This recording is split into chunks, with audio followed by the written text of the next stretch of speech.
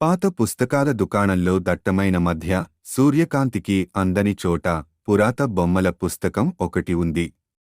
కొనుక్కున్నాక రాత్రి అబ్బాయి దాని తెరిచి చూశాడు.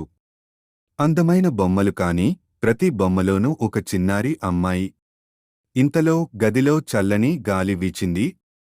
పుస్తకం పక్కన చూస్తే తెల్లని చీర కట్టుకున్న చిన్నారి అమ్మాయి నిలబడి ఉంది. ఆమె కళ్ళు నీళ్లతో నిండి ఉన్నాయి. అబ్బాయి భయంతో ఏమీ మాట్లాడలేకపోయాడు. అమ్మాయి చిరుగులిస్తూ, నా బొమ్మలు చూశావా? నేను ఎప్పటికీ ఇక్కడే ఉంటాను. నన్ను ఇక్కడి నుండి బయటకు తీయలేవు కదా అని అడిగింది. అబ్బాయి భయంతో తల ఊపాడు.